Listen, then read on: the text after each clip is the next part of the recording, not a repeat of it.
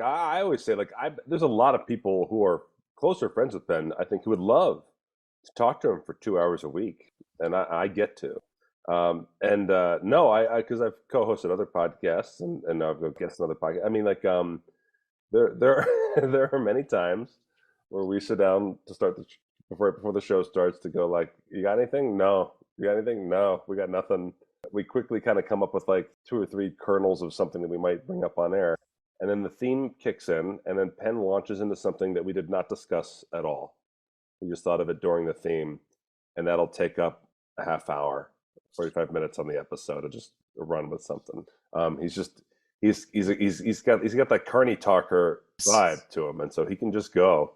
And so yeah, I can say probably full throatedly that not only is it a fun gig, but it's probably the easiest co-hosting job there is.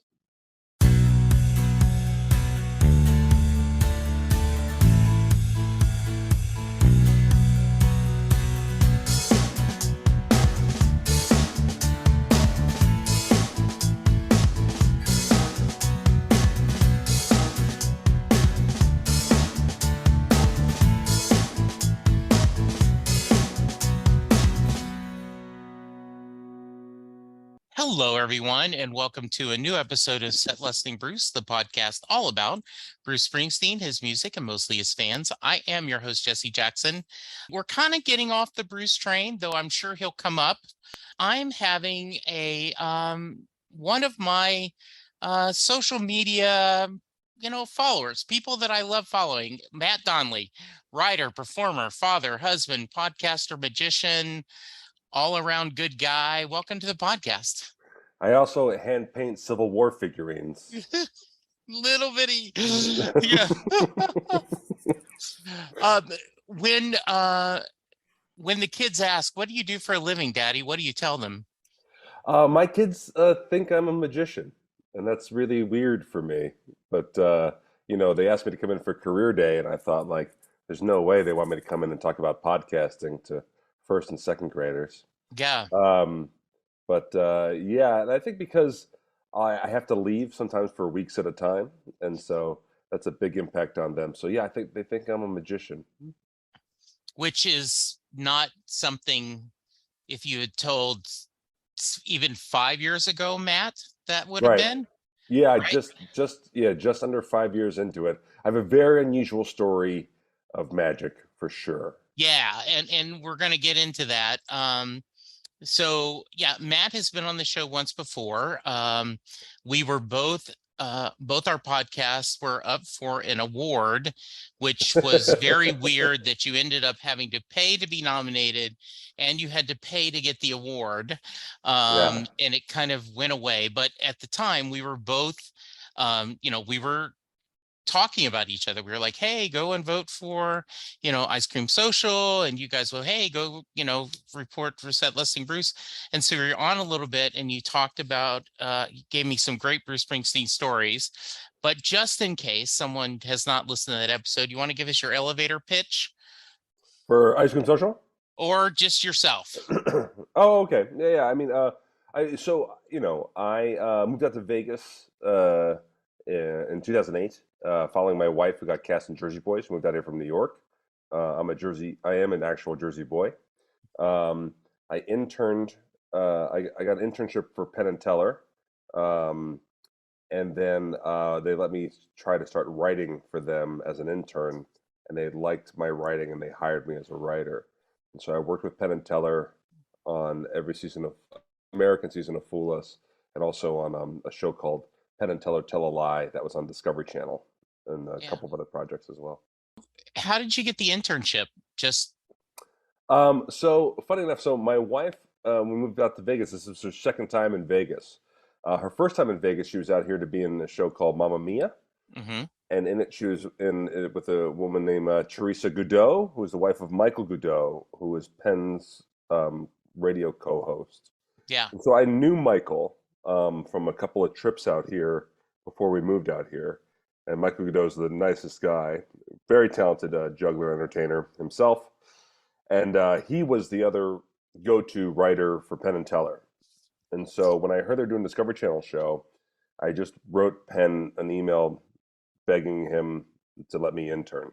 Said I'll just pick Okay. up coffee, I'll do anything.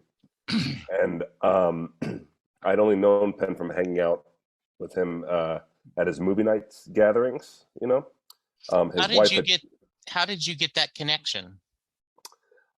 his wife briefly was really into improv right at the time I moved out there, which that's very lucky because she's not into improv like that anymore. Hmm. Um, but everywhere she went to see an improv show, I was in because I was really involved, heavily involved in improv in the New York scene. I taught at the Pit, People's Improv Theater. I taught in the acting program at the New York Film Academy.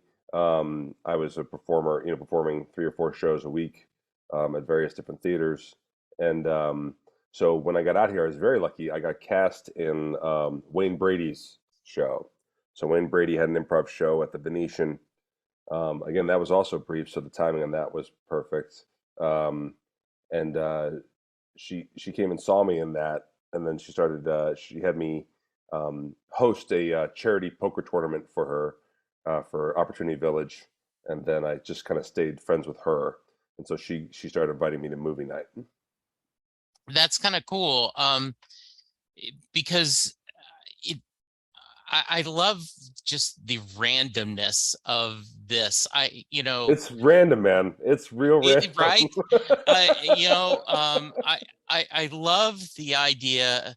You know, I am someone who I had a boss 4 or 5 years ago that says, "Hey, if you're not managing your career, you aren't going to have a very good one." I was like, well, that's the story of my life. I got hired by a company that did call center work. I liked it.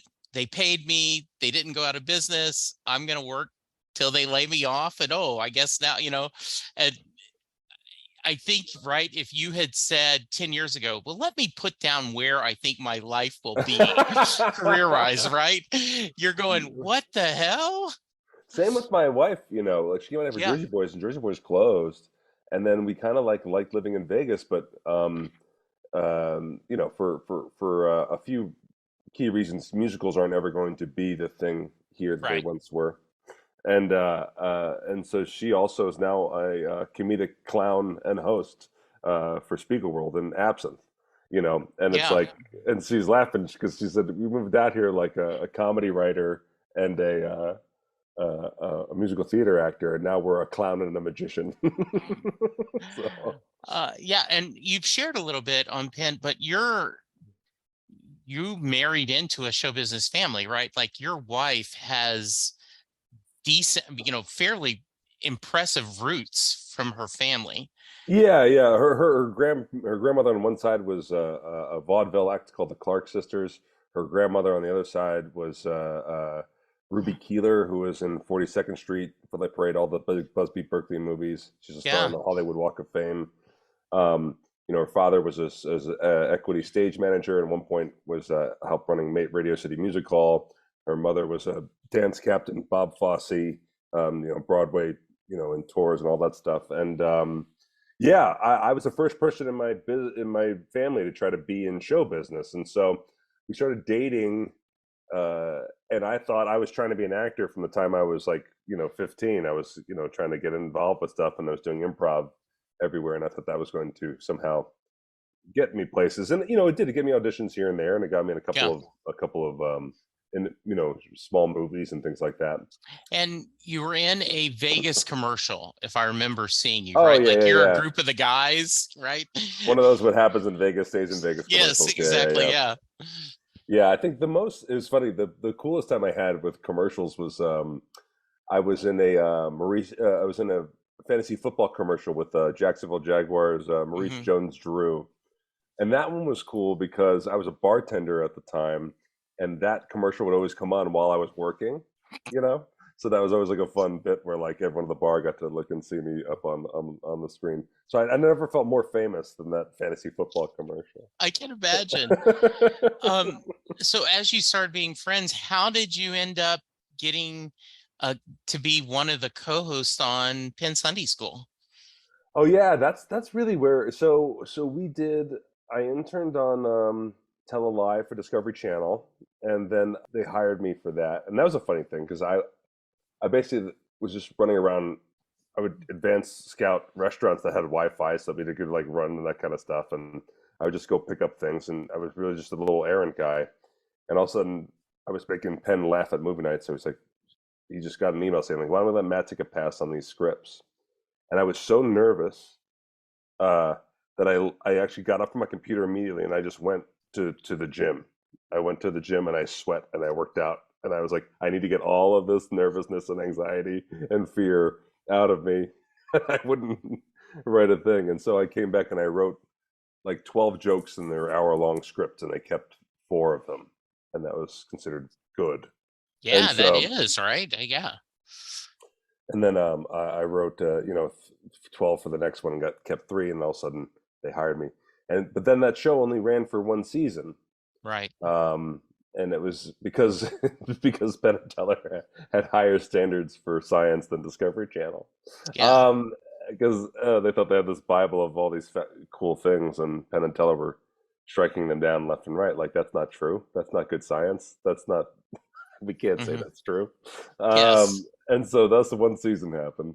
So I was in the orbit at that point, and then he started his podcast, and he started with Michael because they were a radio team, and so they kind of got the band back together, so to speak. Um, and then Michael got a gig, and so he was going to be out, but Penn wanted to still record, and so they both thought of me. I went in as a substitute host, and it went very well. It went very well. All of his management and stuff said, one, that I should be definitely the first call if Godot is out, and um, then I substitute hosted a few more times, and there's a big push to get me on there permanently, and that's what happened. I didn't ask for it or push for it at all. They just said, if you want it, it's yours. You can keep coming in and doing it. And I said, yes, please. Well, I I would imagine, and we don't have to get into the business part of it, but it it's nice that it's a gig, but it seems like it's just a fun couple of hours every week, right?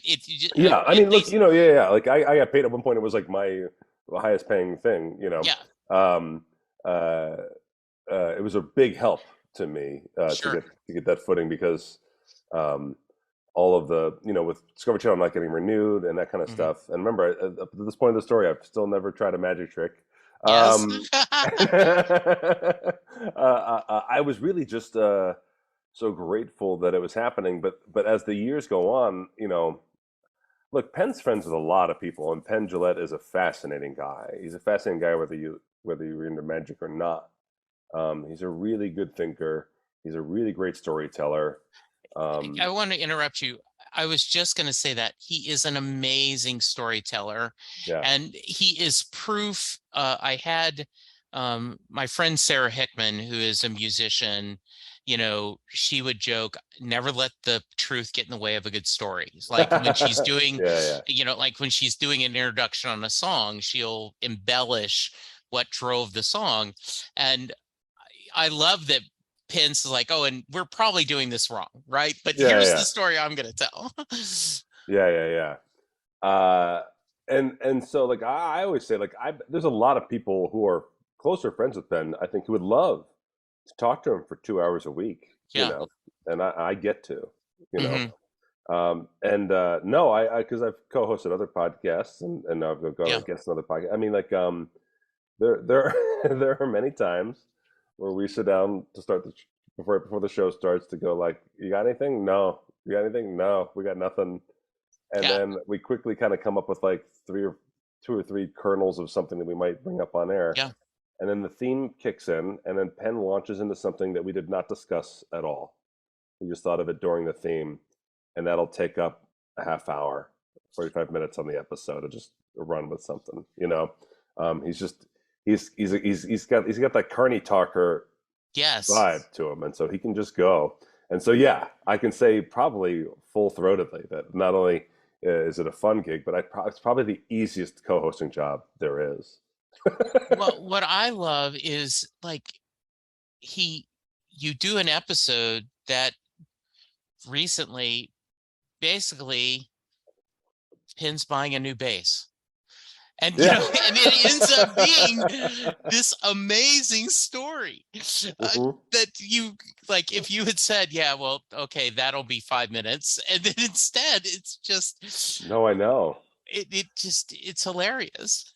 Yeah, I think one of the things I learned from him the most podcast skill wise is that he's always got some audience perception in his head, you know, Hmm.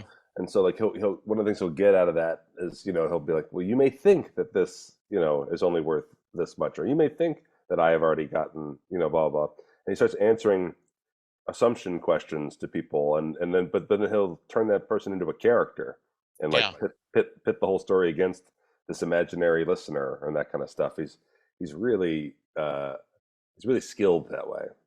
yeah, yeah. I just is. It's just, and my boss owns a Tesla, and I'm like, okay, you've got to listen to the story about him. One, because it's a funny story, and two, as a warning to you. Okay. Yeah. Yeah. Penn got stranded for these listeners. Yes. Penn got Yes. stranded Yes. And driving to Utah in his even Tesla. though the Tesla kept telling him, you're, like, hey, idiot, you're going to do it. Nah, I'm fine. I'm fine. So, By being skeptical of Tesla's instruments, he got himself yeah. stranded. And that Yeah. was that was educational, right? Like I didn't know that. Like once a Yeah. Tesla shuts off, it's a brick. It's just a joke. Yeah, exactly. It doesn't- Yeah, like, oh, we have a, you know how you talk about a dead phone is a paperweight. Well, this is yeah, just a huge paperweight. you Yeah. can't tow it. So I want to get into your magical journey, but before we do that, I want to talk about. I remember watching clips of Fool Us on YouTube with the British show, and I went, "Wow, Yeah. this is really interesting." And then when they brought it to the US, and then we got, they did the second season with Jonathan again, and then they brought in Allison. But I I remembered one being impressed that how positive of a show it is. And I know I'm not saying anything new or unique, but there is truly um, a a sense of we're trying to show off people being entertaining and doing magic. And yeah, we just kind of throw in a contest in the middle. So when did you start getting involved with the show? And I I started out being a patron member of your Abracadabra because of the behind the scenes story. And since then, I've learned to love y'all's podcast and embrace, the three of you talking. So we But got you, Jesse. We got you yes, yes, good. we did. We hooked Yes, you. We reeled yes, you in. yeah, Yeah. So I so when Fool Us first came to the United States, there was a couple of years gap there in between. Well, first I say is that Penn and Teller are brilliant, and because they were asked to be judges on other talent shows and other talent competitions before, especially when back in the day, like that was yeah, in the birth of America's Got Talent and American Idol, there were a lot of other shows like those. Um, and Penn and Teller never want to do it because they didn't want to judge stuff they didn't know, right? Like how am I supposed to tell dancers what to do, that kind of thing, when we can't dance, and they can't. Um, the so when they came up with the show, like Fool Us, it was like I can tell if magicians fool us. That was the whole kind of premise, and the impact on it has been significant. So you see more people. That show showcases a lot of women doing magic, a lot of people of color doing magic, and then the show's been on long enough that we've gotten to see it take hold. So you see a lot more representation in magic around the world. Also, magic's more popular than ever right now.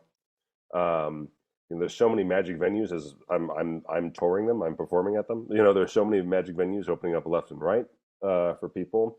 More people have a mainstream understanding of magic as a concept, where they want to see some or see good versus bad, that kind of stuff, versus just like people used to just think magician meant birthday party. yeah. And so it's really had a huge impact on magic's popularity, and also helped the amount of people that can do and have access to it.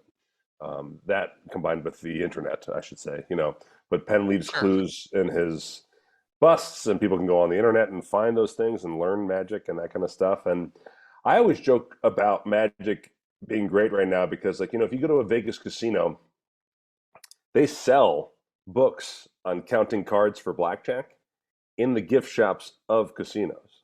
Right. So if card counting were that easy to do and that dangerous, they wouldn't, you Right. know. Yes. But everybody having a little bit of knowledge helps tremendously. And I think that's what the show does, is the show gives a large audience a little bit of understanding of what it means to perform magic and things to consider before magic. And that's a great audience to have as a magician. People come in knowing a little bit, and it leads to a certain curiosity that's different than, if I perform, I don't stand up and pretend to have magical powers, right? So Right. that's not the kind of thing I'm going for. So having an audience be slightly educated on magic is great for me, ideal for Yeah. me. Well, and one of the things that, and I promise I won't do too much ass kissing, but one of the No, things no, that made me, it's you okay. do all you want. You do all Okay. you want. So in one of the early behind the scenes, you talked about very quickly, we decided that anytime there was a volunteer, if we could use Allison, we should. Yeah, And when I heard that and I started watching it, she is just perfect.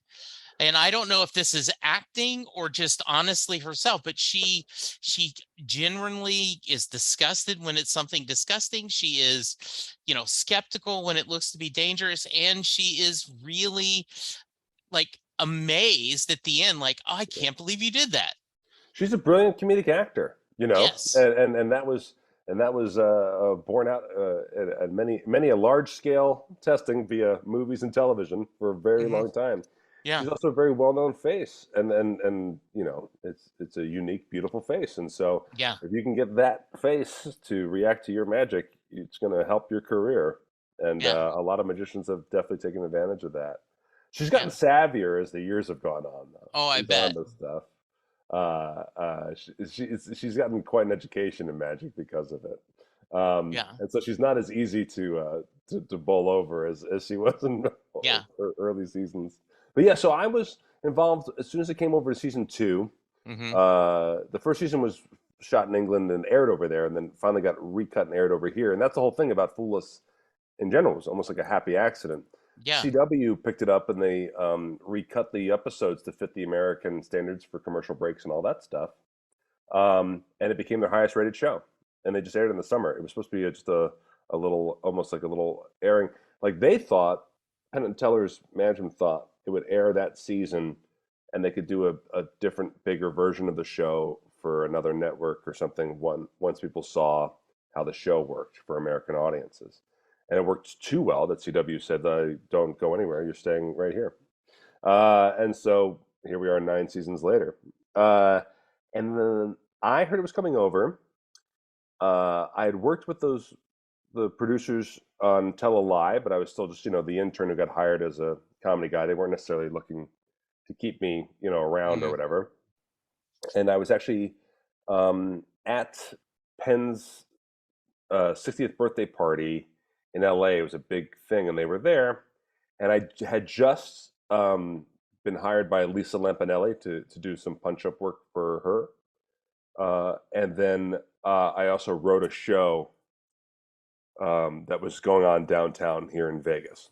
And so when I saw them, I got to drop those two nuggets on them to be like, hey, I'm not just a Penn and Teller lackey, even though secretly I was definitely still just a Penn and Teller lackey. Um, and and it was all just permission to write a submission. So I wrote a submission, and I wrote it based on watching all the illegal YouTube clips of the British show, Right. you know. And I called them up. They hadn't heard anything. I called them up to check in because the season was approaching, taping was approaching, and I said, "Hey, you know, what's going on? Can I, what's Mhm. can I come to work?" Kind of thing. And they said, "Well, I liked some of your stuff. It was pretty good. You know, maybe try to write some more stuff for me. We'll take a look at it. Like here's a joke that someone gave to us. It was like for Jonathan Ross, the British host. It was like I love now that I'm hosting a show over here in America. I got to adjust certain words. Like we use bin instead of garbage can, lift instead of whatever. It's like, and you guys say the word dentist, and we don't have a word for that. And that was the joke or whatever. And I said, okay, you want me to write more like that? He said, yeah. I said, okay. And then we hung up the phone. And 5 minutes later, my phone rang, and it was the executive producer, Andrew, and he said, Matt, that dentist joke for Jonathan. I go, yeah. He goes, you wrote that joke. I said, I did. He said, so I just told you to write more jokes like you. And I said, you did. He said, I'll see you on Monday. The phone, and that's when I was hired for Fools. Did you just not want to tell him? Did you not want to Correct. embarrass Yeah. him? Yeah, Yeah, just yeah. exactly. Yeah. Yeah. Yeah. That's greatness. That is a wonderful story. I literally was That like, is. I don't know what to do, but I'm shutting up. Like, Yeah. this is so weird. I'm going to Mhm. shut up. And then, Yeah. but the phone rang right away. So I didn't have to worry about it. Mhm. But that's how I got hired. Strangely enough, it wasn't just a Penn and Teller favor. I had to really try to work to get that to happen. Yeah. But then, so then I'm working on every season. I work with Jonathan Ross was the first year, and that was great. Jonathan Ross is the David Letterman of England, and he's hosted a billion shows out there. And he knows television. And so he was so comfortable walking around this giant production. And I was basically just walking around with him. And I basically took a television education class from Jonathan Ross. Like he just knew how to talk to everybody. I watched it. And so I was always co-writing with Jonathan. He'd always turn jokes inside out or ask for 3 different punchlines or whatever. I never just gave him stuff and then he but it was in the meantime I was helping him with. I saw how he prepped for interviewing audience the magicians and all this other stuff. And so and then Jonathan Ross, while he's the David Letterman of England, he was not the David Letterman of here. And so he has a lot of projects. His wife is the one behind the Kingsman. It basically became too crazy to schedule and too expensive to make sure he was staying the host. And so CW wanted a familiar face. Everybody wanted a woman to host when Jonathan bowed out. And then Allison Hannigan landed on our doorstep.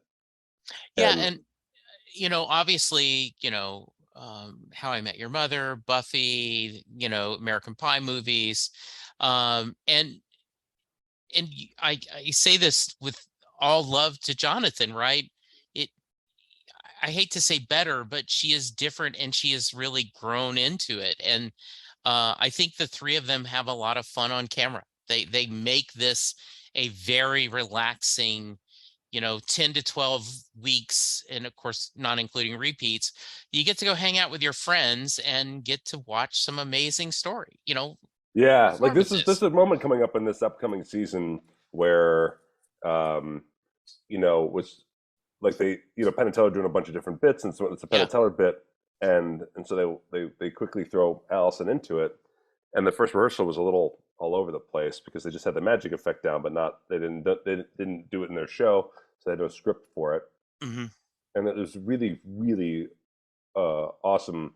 I got to put on my improv helmet. And so like the first take went through and I just ran on stage and I just like sharpened Penn's to-dos, and then I sharpened Allison's to-dos and then I was like, and this should have an impact on you and this should have an impact on you. And I made like quick tweaks, like literally like 30 seconds. And all of a sudden they both just exploded. It crushed this bit. And the director turned to me and was like, what the hell did you say to and I was like, I was like, well, you have two very gifted entertainers up on stage who really know what to do. I just literally just gave a quick little outside observation and I got to look really, really good because Allison Hannigan is fantastic with comedic direction and Ben Gillette is fantastic with direction. So it was awesome. I love the show, and I do think, I wonder, it appears they enjoy the two show. It must be, listening to him talk about it, part of what would I think other people would be beaten down by is, oh crap, now we got to come up with 13 new tricks. You hear Penn talk about it. That was what we love. We love coming up with new bits. And so I'm sure there's pressure on it, but it gives them excuse to let's find new things to do. Yeah, without a doubt. I mean, they're creating a ton of tricks right now. Like we haven't even gotten news that we're renewed for season 10. We never do until the show. Usually about 4 episodes into the season, we'll find out whether or not we're going to Yeah. do more. But Penn and Teller just put in 2 new tricks into their show this Hmm. weekend, I and I would hope you get 10. It seems to be that would be kind of cool. I mean, not that 9 isn't anything to be sneezing at, but it would be kind of a decade. well, it's a very strange time for television. You know, uh, Penn and Teller's Fool Us is over 100 episodes, so we're Yeah. past that point where you typically usually would pump the brake. In old Yeah. television, older television, Right. you'd be like, great, now we have enough to syndicate and go around, and It, you can resell it all the time and re-air it on different television networks. But now, look at like American Idol, AGT, all those shows, The Voice, the shows that have made it are still on the air, and even though they're getting a fraction of their viewership, because the answer is like, what else do you stick in there yeah. that gets eyeballs? Because it's so hard to get new eyeballs on shows now. The way people watch television is so strange right now. It's actually, if anything, in flux. We're not fully transitioned to timeless television, and so Well, it's yeah. I mean, Piff ended up putting his special on YouTube, yeah, which is yeah. crazy. And I appreciated it. I enjoyed it. I thought it was wonderful, but it was it's just on YouTube. But, you Yeah, know, because there are very few. Where do you go with a magic special? yeah, It's very hard to figure that out, and then a comedy one at that. yeah. It's very difficult to figure these things out. Mhm. And even now, right? Like so, like if you have a Comedy Central special, like say Piff got to go there, Yeah, well, it airs once or twice, and yeah. then it's in their library, and then they may or may not put it up on their app, and then how do you get people to eyeballs on it? And so Piff really wanted as much freedom to have eyeballs on it as possible, so they could always go back to it and watch it. And so, and you Yeah. can see it. I mean, the its first day was like 70,000, and now it's already up to a crazy amount of views. It Yeah, just it's just crazy. immediately rolled on it. So All right. All right. So I won't keep you too much longer, but I did want to know one of the things that I find fascinating is um, your journey on how you went from being a writer, stand up, improv, and all of a sudden, as your kids call you, oh, dad's a magician. yeah, So, well, as you heard my story earlier, like yeah, there was no master plan, and there certainly was no room for error. Like if I was swinging through the air and if I reached for that next vine, it wasn't there. I was just gonna fall. And, right. and that in New York, I was always trying to like write and act and kind of maneuver, and I book this, book that, little things. It was like you're always trying to slowly build in some kind of career. And in Vegas, I just was not. That was not an option, and so I really couldn't figure out much to do. So. Because for one point you were a manager for the 50 Shades of Grey, right? Like, so Yeah, that was a gig. So yeah, yeah. And I wrote for, Spiegel World, if people are familiar with Absinthe, The Gazillionaire. yeah. And then there's a show Opium, and I was part of that creation team. And so I was good at getting gigs for sure, but there was nothing that was geared towards career. Um, it just was, so there's, and so I was interviewing magicians. I had to interview every magician before they talked to the host. And I was just interviewing professional magician after professional magician after professional magician, and it was out of that frustration, like knowing that I had really struggled with comedy writing. I was always working enough to stay with it, but I'd never got that break that I felt like I was working on the thing. Hmm. And that's even, Fool Us aside, because Fool Us is still my biggest writing credit, and it's just that we shoot that whole season in 2.5 weeks. So that's what I mean by like I wanted to work. What was I doing the other 49 weeks? Right. So um, it was just mouthing off to Penn. I just said, God, I should just learn four magic tricks and do corporate improv or, do corporate magic, And Penn kind of looked at me like, you entitled bastard, and said, you know, it's harder than you think, but you might be better at it than you think. Why don't you try learning one goddamn trick? But he meant it. It was meant. I think even coming out of his mouth, I think it was meant to be ball busting. And at the end of the sentence, it was like, actually, I mean it. You know, I think it started with like, why don't you? I think he wanted to shut me down, Right. and then mid sentence was like, I'm actually curious if Matt could do it. I think it really was all that in one sentence, and I felt it. I started sweating. I was like, I can't say no to this. I can't say no. I keep like, nah. I mean, he's double dog dared me, right? Like Yeah. he's thrown it out there. Okay, let's see you, big boy. Let's He's do it. like, no, I'm good. I'm good, Penn. Thanks. Yeah, yeah. And so, he spent the rest of that season kind of trying to like come up with different ways for me to try different tricks or try to perform something. And I was like, he's really got this in his head. And that season went over, and then I actually did end up working on other shows and kind of put that aside. And then my dad came out to visit and sat in Penn Sunday School, and Penn brought us to his house for lunch. And then Penn went back to talk about me doing magic at lunch. And the time had passed. So I was like, oh my gosh, it's still in his brain. I really can't procrastinate this much more. And he said, you want to stay away from cards because you're starting so late and kids are so good at cards, and you can get lost trying to come up with the perfect blank trick, this trick. You won't be able to keep up. Don't get lost in cards. Okay. He said, and everything from the waist up. Do all your magic from the waist up, because that way, if you're playing a parlor, you're doing close up, you're doing a stage, all your material can just translate to wherever you're playing. And that was unbelievably sage, because that's so I play a lot of different kinds of venues, and I don't have to make that many adjustments, and I'm very lucky. He gave me that advice, and then after lunch, went out to the car, and my dad just goes, "You just got basketball advice from Michael Jordan. What are you going to do with it?" Bam. I mean, that's spot on. Yeah, so then I started going to I started secretly. I went behind. I was gonna thought it'd be funny just to surprise Penn, but they were working with Johnny Thompson, was their magic director, and Johnny was one of the most nicest and welcoming people on the planet. Loved magic, and loved teaching it. And so I started going to Johnny's house, an afternoon here, an afternoon there, and he was teaching me magic. So the first person to teach me magic was Penn and Teller's guy, and so I thought that Yeah. would be a nice surprise for them. And then all of a sudden, once again, I was jobless.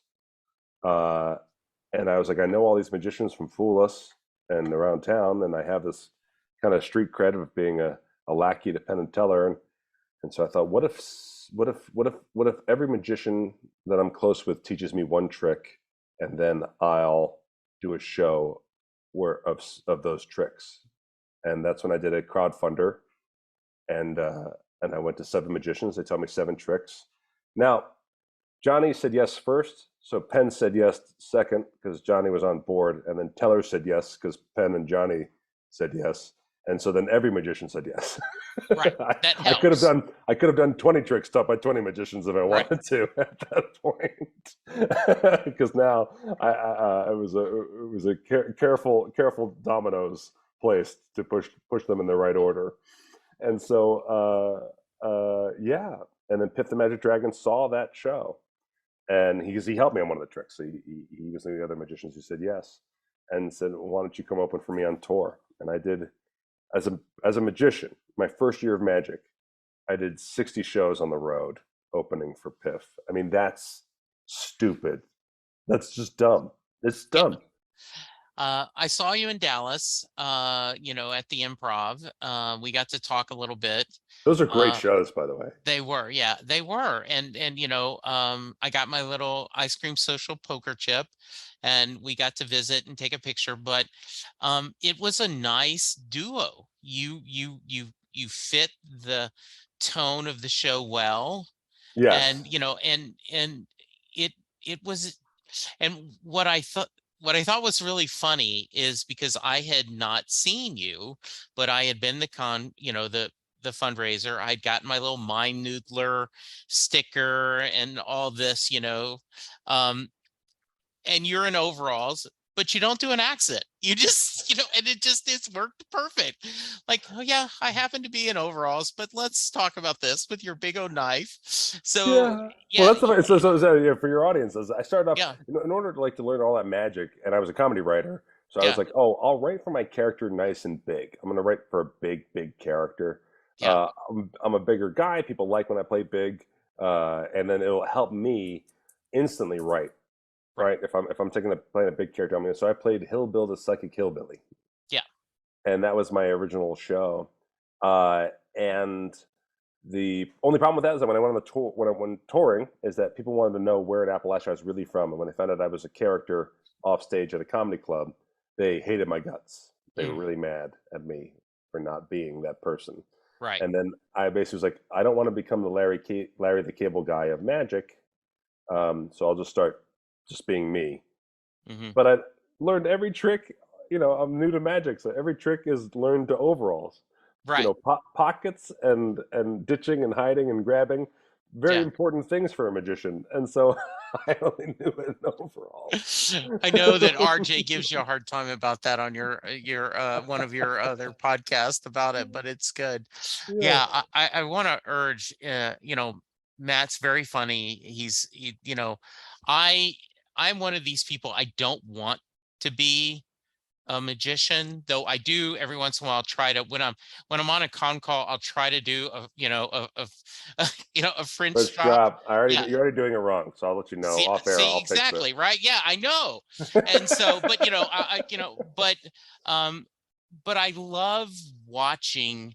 It's kind of like Mark Evanier, the blogger who's written for a lot of comics, talked about he never was a baseball fan, but he loved hearing Dodger games with Vin Scully because there's something beautiful about watching someone is so good at something and watching him do it. Yeah, And yeah. so that's why I like watching a lot of magic is I love this. And the other thought that I Penn has said, and I'd love for you to hear your thoughts on this, you have to have the magic and you have to have the ease on stage. And you did it backwards because of your background, right? You're like, if I pulled you in and I said, oh, hey, Matt, um, I need you to do 10 minutes in front of, motivational speech. Let's do a talk on my team. You could just sit there and roll off anything very quickly because you're comfortable on stage. Yeah. And so that was kind of different for you, right? For sure, and that's not, there are plenty of great performing magicians, Yeah. but it was certainly a superpower. And I'd say like the thing about uh I'd say like a lot of magicians work towards their stuff becoming like perfect Yeah. within an inch of its life. Um and I owe a lot of this to Piff because Piff is not like that. I mean, Piff is a very, very passionate magician and surprisingly passionate. I think people think because he's a giant dragon. People don't know that he had a career before being a dragon where he was absolutely huge magic nerd, Yeah. big magician guy. Um, and then, but we both like things to go a little off the rails, And so I got to see him do that all the time, still accomplish his show while letting some things get really off the rails. And I love that because as an improviser, doing improv, especially if you're doing shows like Whose Lines It Anyway style shows. Yeah. On the one hand, like yes, it's all improvised, but also it's all in this container of games that you're used to seeing and playing, and so there's not as much of a craziness to it. And I always wanted when I would do improv shows to make sure that the audience knew that something was definitely only happening in the room for them tonight. Right. Like, even with all the things, whatever, like this was definitely just for you, you Yeah. know? And I think it makes performance so special. And so as a magician, I do the same thing. I want something a little off the rails. I want something so dependent on this one unique audience member that they have to know that it's just for them in the room tonight, Yeah. I think that gives people more their money's worth than the perfect magic trick sometimes. And so, um, yeah, I can't. I don't have a time machine. I can't go back and start magic at 9, like so many of them do. I can't make references to the amount of variations of this trick that I'm doing, that Right. and who started and when. I can't do it. And so I can't feel guilt for that either. That's the hard part. That's the only thing I struggle with, is I can't feel guilt for being so ignorant still to so much of the magic, you know. But I have to lean into my strengths, and I have 2 boys. So I want to make a living, so I Yeah. can I can try to be very funny and make the room very present in my shows. Well, and I think one of the things that I doing this podcast is, you want your listeners to enjoy spending time with you and your guest. And if you do that, you feel like you're doing a good job. And I thought of this the other day, that I had a guy on that was talking about that he saw Bruce in 1974, 75, right during the college, right around that I seen the future of rock and roll, that time Yeah, period. yeah, yeah. And he was saying, gosh, just think of all the shows I missed when he was just starting out and before that happened. And I said, boy, it doesn't matter how soon you find Bruce, you always feel like you're chasing that extra Like, point, I right? really Like, wish oh, I really wish I was out in California watching him lose Battle of the Bands when he was yeah, exactly, penniless. right. Like, instead of just like, and so and I think you could do the same thing if you want to. You could always say, well, and I'm going to use, right, I wish I had been in prison or had been sickly as a child, stuck in the bed with with a deck of cards, right? Yes. Yes. For your listeners, is that Yeah. whenever I go over by, like, we only have the most badass card tricks Yeah. on the show and fool us, and so when I see someone's going to do a card trick, I look immediately in the bio for time in the hospital as a child, Yes. prison, or time in Madrid, Spain. Those are the 3 Yes, things I look exactly. for. Yeah. There's a good chance it's going to be one of those things. Yeah, that's great. All right. So, Matt, I'm going to let you go. I want to ask you the Mary question before we go, but tell us, what do you got coming up? You're back on the road now, and also where to find you on your other podcasts. Yeah, so I'm on tour starting in the fall. I'm working on my show the rest of the summer, Okay. but I start touring in the fall. You can go to mynoodler.com to look for that, or follow mynoodler on Instagram. Um, I document my magic journey. I've roped in Jesse to it. That's abracababble.com. Go over to abracababble.com and figure out how to get access to my secret podcast to document my journey. I'll just tell you that now's a good time to get in. I'm about to make 2 big announcements for things that are coming up for me come the new year, and so it'd be a really good time to head over there. If you need just more chuckling, love, and life, preaching fun, just if you want to be a fly on the wall for ridiculous dudes hanging out, I do a podcast with man-child Paul Mattingly, Star Trek, The Experience, former what's it called? Former Klingon Paul Yes. Mattingly. And that's Matt and Mattingly's Ice Cream Social. We've got over 900 episodes waiting for you if you want to hang out with some ridiculous things. And then, of course, I co-host Penn Sunday School, Penn's podcast. And that's also twice weekly on everywhere you get podcasts. Yeah, and there really is a sense of community, both on Penn Sunday School and Ice Cream Social and Abracadabra.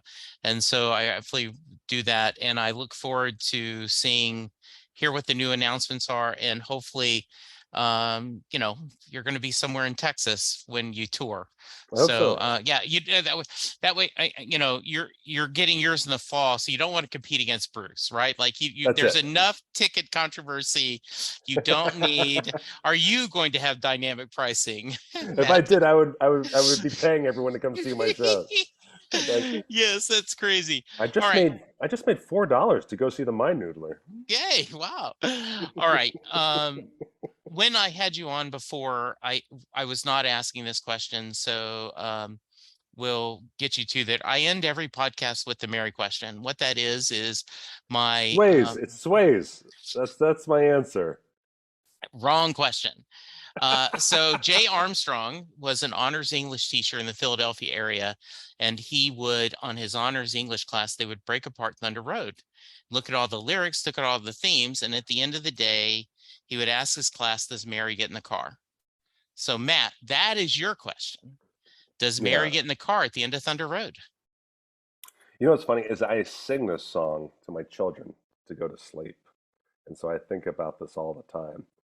And the truth is that just I can only answer with my heart. I can't break down the lyrics like those other nerds you were just talking about.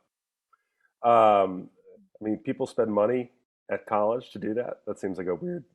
I mean, if I was that kid's parents, I would be No, questioning it's it. high school. He was high school. Okay, It was all high right. school. Okay, high school So honors English. that's even worse. But Mm. I would say my heart says she doesn't. It feels like a sad song. It feels like a sad note at the end. It seems like he mispitched his. I think also if you say you ain't a beauty, but hey, you're all right, I wouldn't get in the car either. You know what I mean? So if we're gonna analyze lyrics, you just told me I'm not that good looking, but I can leave town with Yeah, you. That's not really not Bruce's best, Casanova move. You know, very so nice. I'm gonna say no. I'm gonna say Mary does not get in the car and go. Great answer. I appreciate it. 60-40, 60% say yes, about Yeah, 40% say no. So you're not those 60% are necessarily, wrong. there we go. All right. You've given us your pitches on podcast, Yeah. on social media. Where can we find you? I'm at Sweet Matty D on Twitter, and I'm at My Noodler on Instagram. All right. Matt, thank you so much. This was a lot of fun. I appreciate it. Listeners, you go hang out. Matt's going to give me a quick magic lesson after we hit non-record. So you guys go talk to your family doctor, get vaccinated, get boosted, and let's try to be kind to each other because that's how we're going to get through this. Thank you, Matt. Thank you, listeners. We'll talk to you soon. Goodbye. These are the wonderful patrons of this podcast. Their financial support helps the podcast to keep going. I want to send a major shout out and thank you to Steve Rogers, Chris Bloom, Randy Brown, Betsy Hodges, Anna Lynn, Stephen Malio, Andrew Goddard, Crystal Carroll, Dale Hosick, Bella Pori, Terry Smith, John Munson, Mary Thomas, and Rob Barnett. Thank you, team. You guys are the best. Doing a podcast at times can be a one-way conversation, and I hate that. So please let me know what you like and don't like about the work I'm doing. You can reach the podcast via email at setlistingbruce@gmail.com. The show is on Twitter at setlistingbruce, and my personal Twitter is at jessejacksondfw. You can support the podcast by subscribing via your favorite podcast player and leaving us a review. The more reviews we have, the easier it is for people to find us. And please tell a friend about the podcast, especially if they love Bruce or music, because it will make a difference.